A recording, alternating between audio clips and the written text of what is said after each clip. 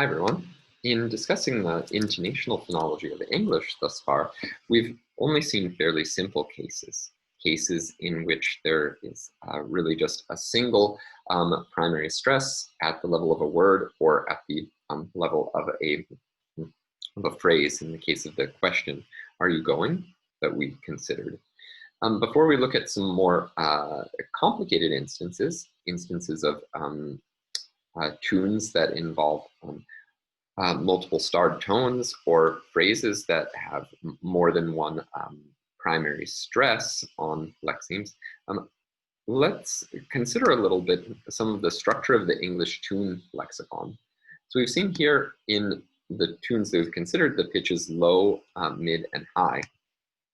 We first should consider the fact that these pitches are not going to be absolute from speaker to speaker and utterance to utterance. Pitch is always going to be relative, and this depends on things like the physical properties of the speaker's vocal tract. So for instance, pitch will generally be higher for children, but lower for adults. Moreover, the mood of the speaker might affect the basic pitch range. It could set the pitch at a higher or lower level for the utterance. And one other phenomenon to bear in mind is that in many languages, pitch tends to become lower over the course of a sentence, and also lower over the course of a continuous set of sentences. So the longer a person talks, going on and on and on, the overall pitch tends to sink lower and lower, meaning that the relative position of the high tone in a declarative sentence will then be higher at the beginning or in the first sentence than in some third sentence. This means that listeners must have the ability to interpret pitch relative to some inferred ranges in order to know exactly what tones they are hearing. And this relativity of pitch applies not only to pitches as part of intonation, but this is also the case in languages with lexical tone or with pitch accents. Of course, the realization of pitch is going to depend on physical properties, and there may be downstep phenomena at work. And now that we've seen a couple of a few different intonational patterns in English, it may even be possible to analyze those intonational patterns a bit more finely. And in particular, it looks like the following is true for most tunes of English. Namely that when a tune has a high star tone, this means that a speaker is adding some information to the shared knowledge set between the speakers. But when there is a low star tone, it means that the speaker is not adding information to the speaker's shared knowledge set. So there we can see the clear difference between a declaration and a question. In a declaration, usually some new information is being added, whereas in a question, there is no new information being asked. Usually some information is being sought instead. And when there is a final low tone, that usually means that the addition of information is complete. So we saw in the declarative, the basic declarative tune that ended in a low tone. But when there is a final high tone, this means that the addition of information is incomplete, meaning that either the speaker is planning to continue talking in some way, or the speaker wants the listener to imagine some continuation, or the speaker wants their conversation partner to provide an answer. So that's why we find those high tones at the end of these question tunes. Okay, let's now consider how intonation works in some longer phrases and what happens in a tune that has multiple starred tones, the so-called strong surprise tune. So given our definition of the starred tone rule, which says that a starred tone should be attached to the syllable having the strongest degree of stress, we need a means to determine which among several primary stresses will become the strongest stress in a larger phrase. And there are two principles that seem to work in English in this regard. One is the rule of contrastive stress, which says that if a word bears a contrastive stress, then its primary stress becomes the primary stress of the phrase. A contrastive stress is usually a further stress that is added to a word to indicate that we mean one thing and not another thing.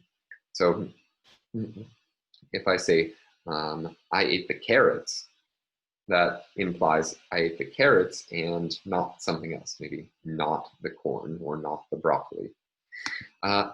And in case there is no word which has contrastive stress, then instead there is a rule of phrasal stress, which operates in English to make the last content word of the phrase the most strongly stressed word of the phrase.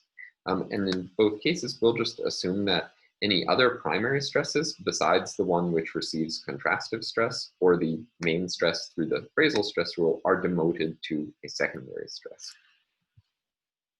So let's consider then the sentence, the marmots ate them, and we'll see how this works both with and without contrastive stress on the word marmots. So if we have contrastive stress, we'll read the sentence as the marmots ate them. So the contrastive stress, the strongest degree of stress, falls on the first syllable of the words marmots. In that case, the tone, the declarative tune will be attached as follows. Clear that. Through the starred tone rule, the high star tone will attach to the primary stress on the first syllable, the primary phrasal stress on the first syllable of marmots. The marmots ate them, not the rabbits or the raccoons. And so now the marmots ate them. So now that the this syllable has been marked as the primary stressed syllable, then for the phrase, and the high star tone has been attached, then we can attach the other tones to the first and last syllables. So the mid tone to the first syllable and the low tone to the last syllable.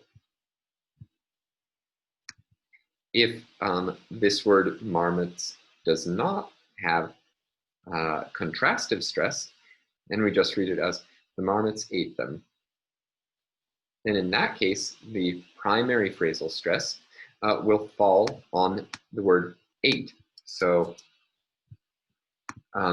this phrase has two content words with stress, and as a result, by the phrasal stress rule, when there is no contrastive stress, the word ate will receive the strongest phrasal stress, meaning that with the declarative tune, the high star tone will attach to the word, the syllable comprising the word ate, and the two other tones, the mid tone and the low tone, will, as expected, associate to the first and last syllables of the phrase. So the presence of contrastive stress versus lack of contrastive stress simply affects with this declarative tune where the high star tone will attach. Now that we've seen what happens when a phrase contains potentially multiple stresses, we can consider an instance in which more than one starred tone is present. And here we have what the textbook calls the strong surprise tune. It contains both a low star tone and a high star tone. And in writing, sentences that would be read in English with this strong surprise tune are usually indicated with an exclamation point. So I'll read these two sentences with the strong surprise tune. This task is impossible, and those chickens are running wild. So the key difference in the way that these two phrases will behave is that in the first example, this task is impossible. Here, by the phrasal stress rule, the last stress is going to become the primary stress or the strongest stress of the whole phrase. And the crucial difference will be that in this case, here in the first example, the phrasal stress will have some syllables following it, Whereas in the second example, the strongest phrasal stress has no has no other syllables following it. Wild. So let's consider now that let's review exactly what happens by the starred tone rule when we have multiple starred tones, and in particular the second part. So the other starred tone is going to be placed on the strongest, the second strongest stress in the phrase, or else the first syllable. A corollary or an addition to the phrasal stress rule is that the second strongest stress is going to be placed on the first secondary stress of a phrase. So first, by the phrasal stress rule, the two syllables that I've highlighted in yellow will become the main stress of the whole phrase, and then the syllables marked here in green, the syllables task and chi, will become the second strongest strongest stresses in the phrase. Okay, now that we've identified those stress relations, we can show how the tones will associate. So in the starred tone rule, by the starred tone rule, first these two starred tones need to associate. So first, the rightmost starred tone will associate to the strongest stress in the phrase. So this means a high star tone will attach to the syllable ah, and a high star tone will attach to the syllable wild.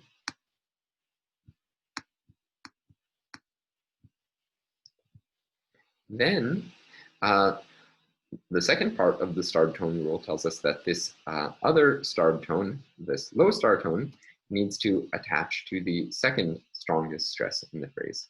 Since there is only one other stress, which has been demoted to a secondary stress in the phrase, this task is impossible, then the low star tone attaches here. There was another possibility in the phrase, those chickens are running wild, but its only option, but in this case, the low star tone is going to be attached here because the first of the secondary stresses is going to be attached to the syllable ch. And finally, the edge rule operates as we expect before. In the sentence, this task is impossible, the remaining high tone attaches to the one syllable at the beginning of the phrase, and the low tone will attach to the last syllable, bull, at the end. In example B, however, there is space for the high tone at the beginning of this tune to attach, but because the high star tone of this tune is already occupying the last syllable of the phrase, the closing low tone will not be able to associate anywhere, and so will simply be lost. Okay, so this gives us a brief introduction to the intonational grammar, or perhaps better said, the intonational lexicon of English, and we see how tone, the association of tunes, is in fact strongly stress dependent. We have to know where primary and secondary stresses at both the word and stress level fall in order to determine where the tones coming from these tunes have to be attached. Let's briefly summarize. So as we've seen today, pitch is a universal feature in the phonetics and phonology of all human languages, but the grammatical function and role of pitch in the phonological system of a language can vary quite widely. Those were our three different types of languages that we've seen, from tone languages, where pitch provides contrast between lexemes, to pitch accent languages, where tone seems to indicate the prominence, and finally intonation languages, where the only real function of pitch is to provide some further information. And as we've seen in our analyses, the phonology of tone and intonation should probably be best analyzed separately from the segmental phonology using its own tier. So We have association lines that tell us how the temporal progression of segments aligns with the temporal progression of tones, but the behavior of tone often seems to look fairly independent from the behavior of the segments. And as I've just said, when we've looked at the intonational phonology of English, we do need to remember there that the alignment of the intonational tunes depends quite strongly on stress. And this means that the analysis of metrical phonology in such languages is needed to analyze the intonational phonology too. Okay, everyone, thanks for your attention today.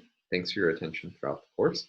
And I'll see some of you in the exercise session on Wednesday.